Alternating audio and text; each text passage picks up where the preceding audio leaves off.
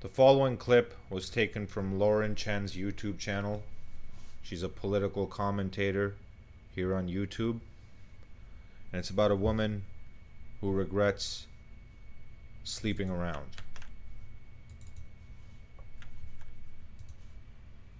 Hey, Lauren here. Today, let's talk about the downsides of promiscuity from a woman who has actually led that lifestyle and has now come to regret it. So we're going to be going over this piece together titled, I Regret Being. Sex and the City sold you ladies lies.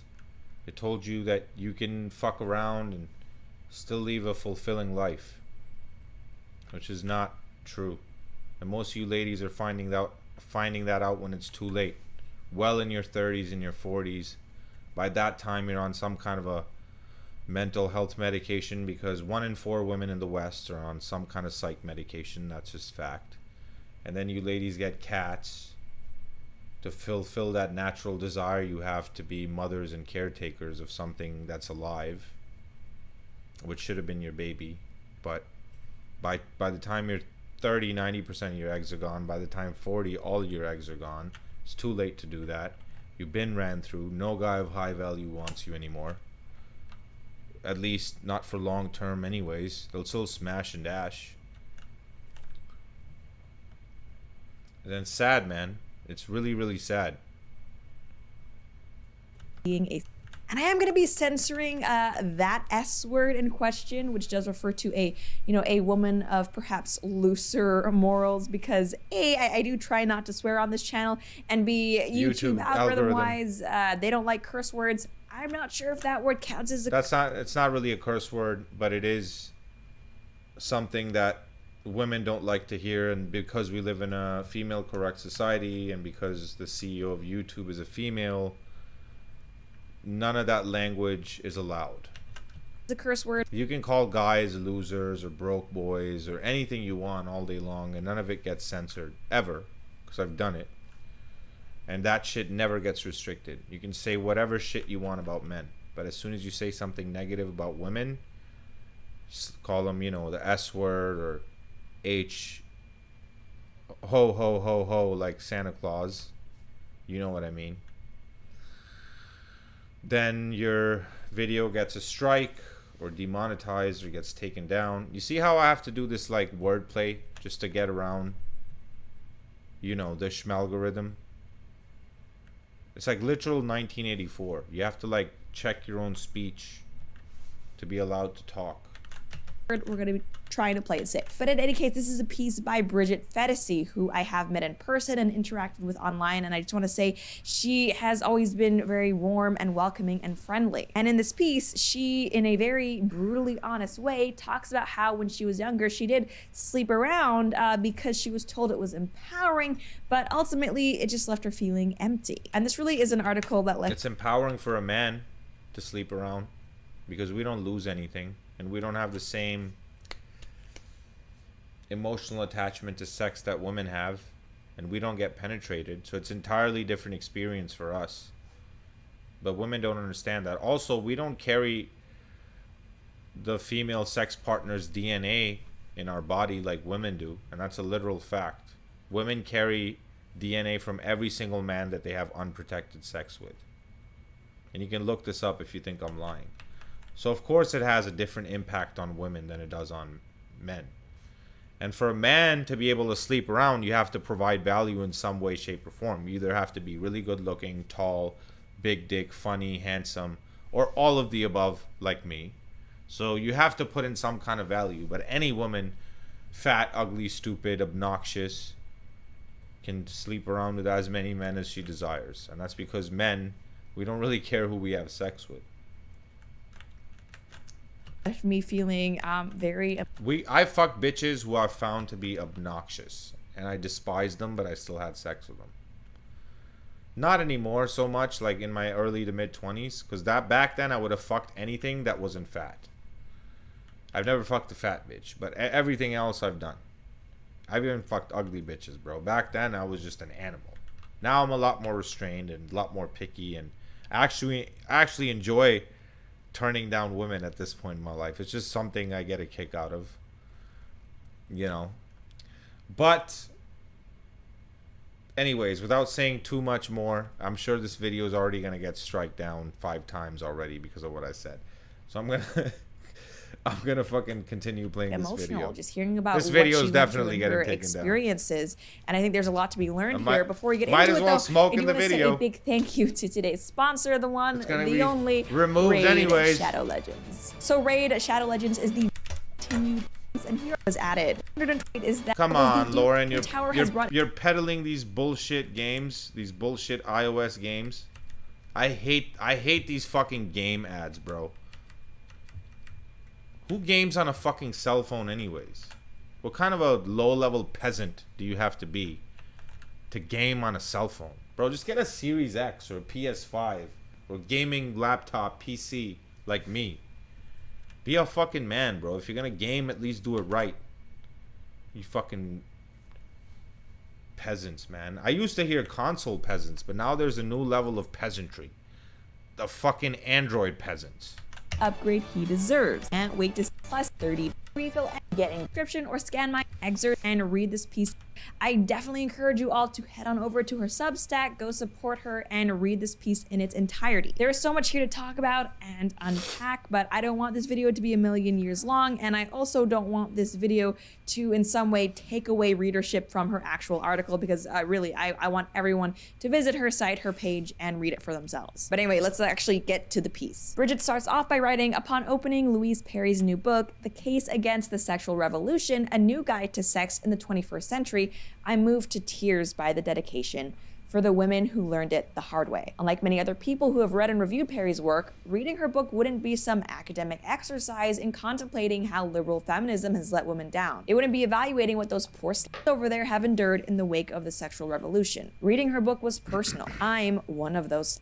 I'm a case study for her thesis, A Cautionary Tale. So something that I do want to mention here is that Bridget Phetasy, if you know her, if you follow her, she is far from some tradcon, Puritan, or anything like that. She's not a conservative, doesn't claim to be a conservative, and as far as I know, she identifies as politically homeless. In my opinion, from what I've seen of her commentary, Bridget or anyone else, correct me if I'm wrong, she seems liberal but not woke. She kind of reminds me of someone who maybe identifies with a lot of what Bill Maher has been talking about lately, but I can't see her, getting on the Trump train or anything like that. And I feel like that's important to mention because the word slut that she keeps using here, it is a word that is charged with, judgment and condemnation, and is something that's really used to make women feel ashamed of themselves or to shame women. And so because Bridget uses this word here, I feel like some people might get the impression that she is a conservative looking down on other people if they haven't read the piece, but no, that's not what's happening here.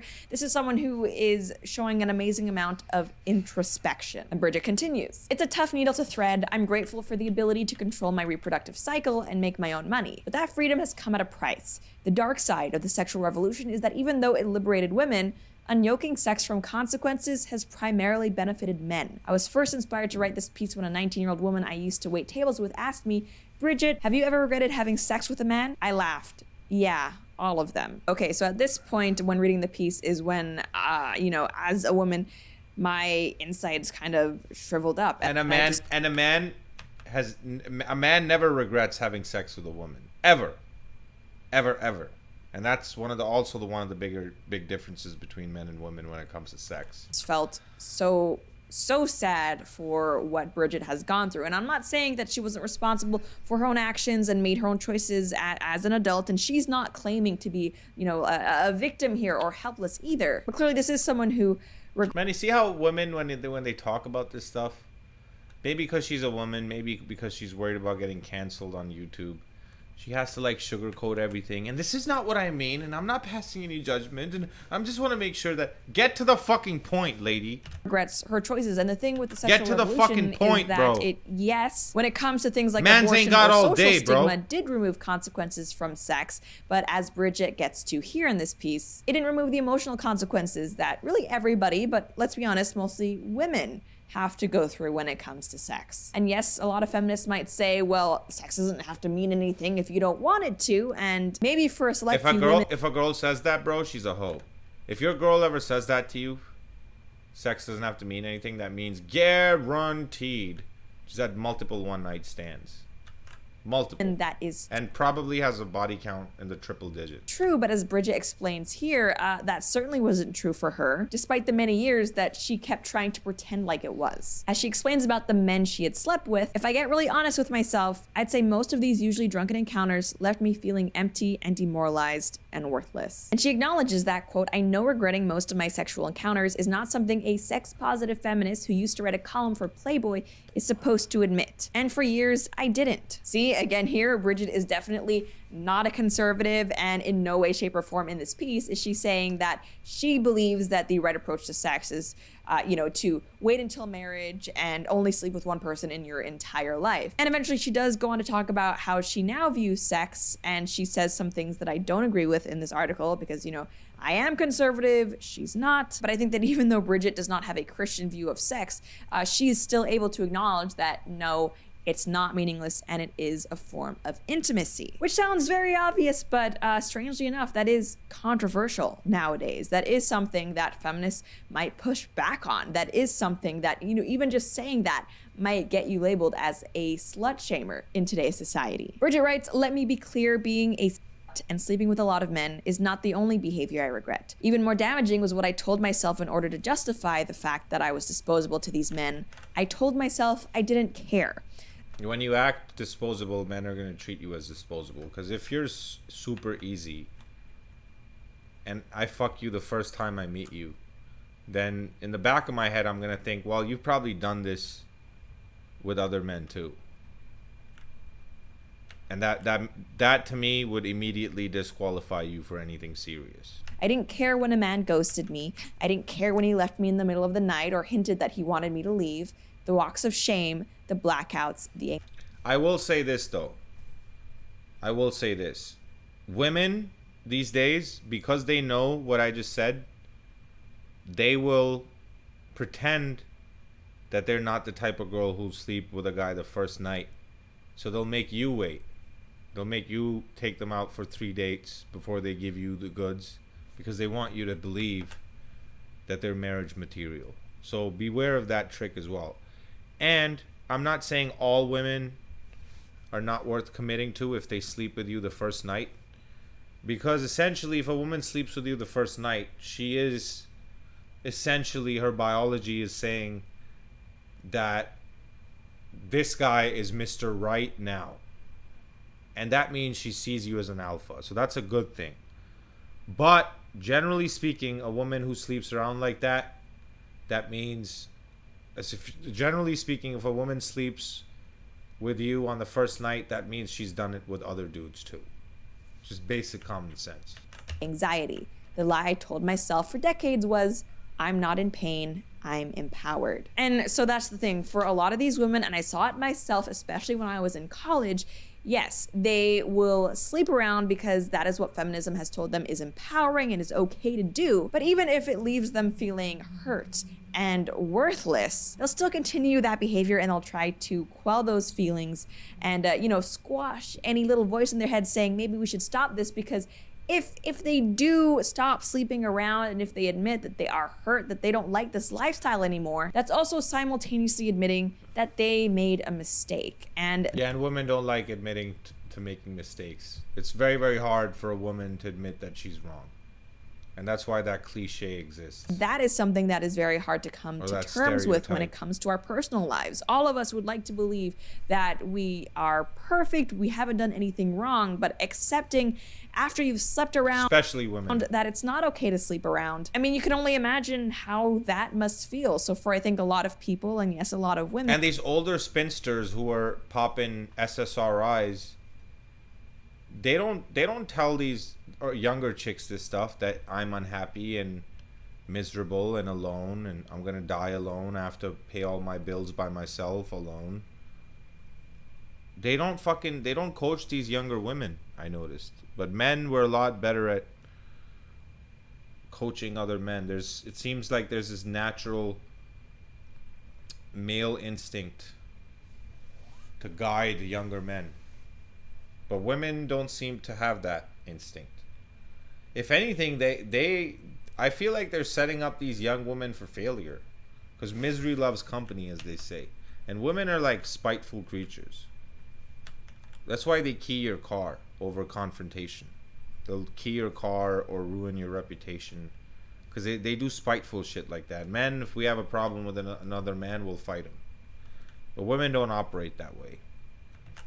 And it's easier to just keep going down the same path and telling yourself this is okay, even if deep down you know that's not true. And next, what's really interesting is that Bridget explains how when she was younger, she didn't really view sex as about intimacy, but more about power and control when it comes to gender relations, which just sounds very unhealthy. But I think, if we're being honest with ourselves, is how far too many women now see it. She wrote, "I doubled down on being a proud and internalized the biggest and most damaging lie that loveless sex is empowering.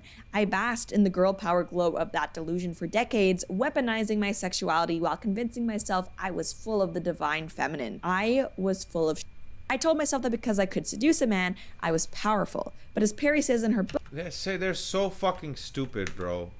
You don't even have to seduce a man, bro. Any man would sleep with you at any time, even if you're a fat, ugly bitch. I don't do fat bitches. But even I fucked ugly bitches. You don't have to do shit, bro. Just tell me you're willing and it's on.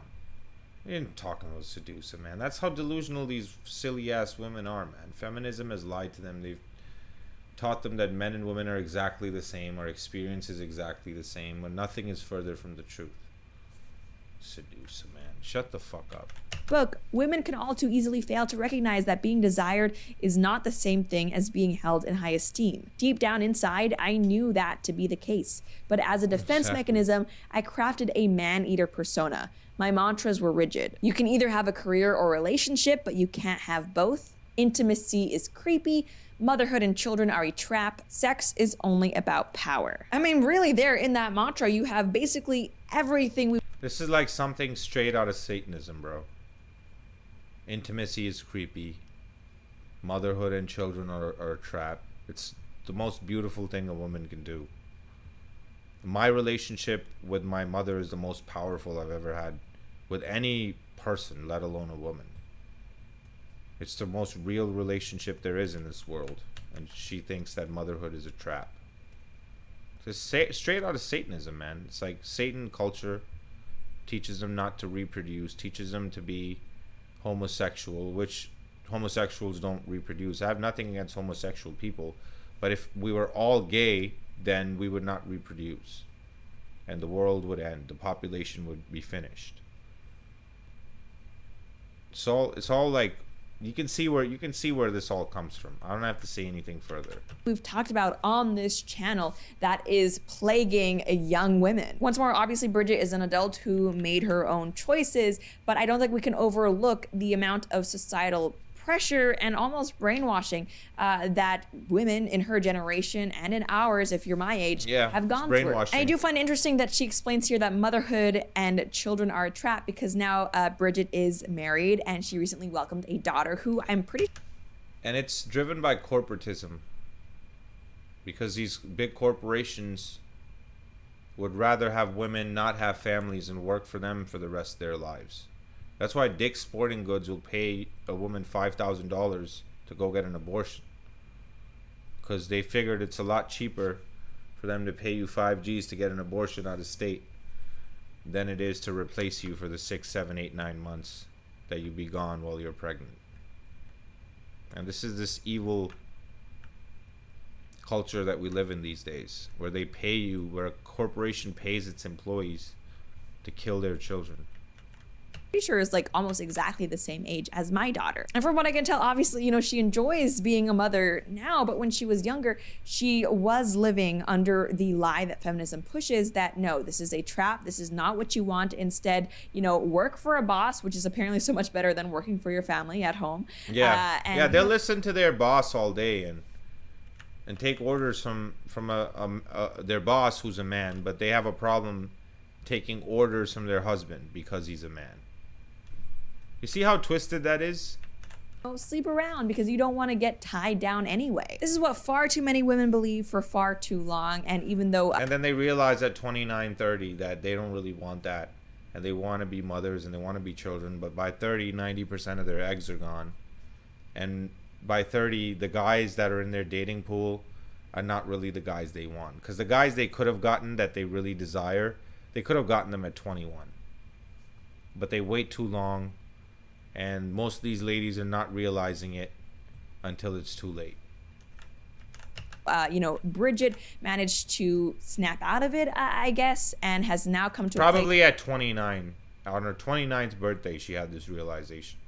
So that's why I also don't trust these reformed sluts, because they're not doing it for the right reasons. And a lot of these women, when they're 29, when they have this epiphany phase, and they decide to be women of God and want to have a family, lots of times the guy they end up settling with, they don't really respect the guy, because again, the guy they get at 29, 30 is not the caliber of guy they would have gotten at 21, or the guys that were pursuing them at 21, 22. So they resent the guy, and they end up divorcing the dude and taking half his money, and we know how that ends for the guys. So don't trust these 29, 30-year-old reformed sluts. They tell you that they're good women now. Most of the times they're doing it for the wrong reasons.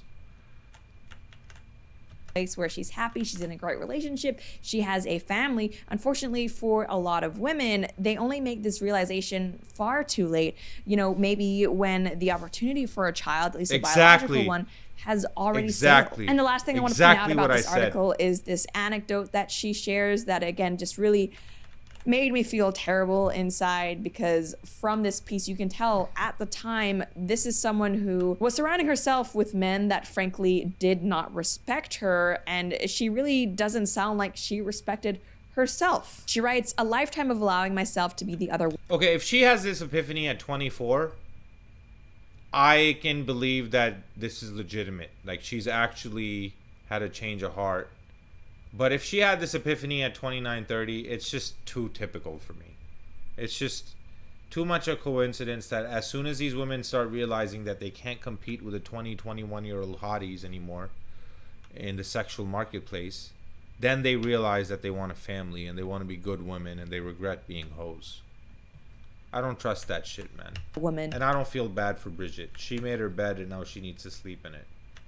Taken for granted or treated like a doormat under the false pretense of being empowered came to a head one night with the arrival of a text message from an on-again, off-again lover. "Good night, baby. I love you," it said, quickly followed by "wrong person." Rock bottom doesn't always look like losing everything or ending up in jail. Sometimes it can be that sick feeling in your gut when you know emotionally you're done. "I wanted to be able to have meaningless sex like a guy, but it didn't work." And she also adds that after years of writing for Because men and women are not the same. Boy, I've learned it doesn't work for a lot of men either. I often get accused of shaming women when I talk about the effects of promiscuity, but really what I hope you all realize, or most of you realize, is that I am not addressing this issue, the effects of promiscuity, to shame women. I'm doing it because I want to protect women. As Bridget explains in this piece, these behaviors ultimately hurt her. Sleeping around hurts the women who have been lied and told that. And then these women hurt the men that they eventually end up marrying or being with long term, because they don't really respect or like the guy. And once you've fucked like 50, 60 guys, you know at least half of those guys are going to be better than the guy, that schmuck that she ends up settling for. At least one of those guys is going to have a bigger dick. At least one of those guys is going to have more money than the guy that she ended up with. At least one of those guys is going to have a boat or something else cool about him that she admires or respects. So why play odds that are so stacked against you as a man, especially in a Western country where as a man you can lose everything and more. We lose our children, we lose our wealth, our money, our sanity. For what? Some used up pussy that doesn't even respect you? If you want to do long-term relationships, I'm all for that. Personally, I also want to have children myself one day, so nothing wrong with that. But keep the state out of it if you are going to go down that route, especially with one of these 200,000-mile females. Get a solid prenup, or don't get married at all on paper. Do it in your church or your mosque or synagogue. Keep the state out of it. it's empowering, and I don't want And if your woman doesn't want to do it that way, then you already know what's up. that for women. I don't want that for Why does she want to get the government involved? my generation. I don't want that for my peers, and I certainly don't want that for my daughter. Ladies, we should hold ourselves to higher standards, and we should also hold the men in our lives to higher standards. It feels like with all this sexual revolution nonsense, it's been a race to the bottom when it comes to how we treat each other, how we treat ourselves within relationships, and just it's disgusting. It's hurtful, and I hope that women are finally starting to wake up and realize that what They're not feminism has waking sold up. them is ultimately a lie that, as Bridget has so astutely pointed out, ultimately benefits men It does. It benefits men at the top. more than it does women, especially like when it comes to sex specific. But Lauren, the thing you missed is it mostly benefits men at the top. These average assholes aren't getting pussy. These average dudes, man, most of the virgins in the West under 30 are men. So most of these guys are not getting anything. All the guys getting the player are guys at the top, motherfuckers like me. The rest of these guys are starving for pussy or any kind of female attention. So it benefits the men in the top 5 to 10%. It doesn't benefit most men. And certainly is not benefiting most women, because most of you ladies are giving up the pussy for nothing. You're handing it out like candy. And then you get to 29, 30 with a 500 body count, and then you're like, we're all the good men with your 4 cats. Subscribe to the channel, like the video. I know this video is probably going to get taken down by the YouTube NPCs and bots. And I don't mean computer bots. I mean human NPCs and bots who can't think for themselves. Subscribe to the channel. Again, click the bell next to the subscribe button. Like the video and share it on all platforms. Twitter, Facebook, your fucking building bulletin board, whatever. Share it wherever you can share this fucking video. Share it. I appreciate you guys watching, and I'll see you in the next one.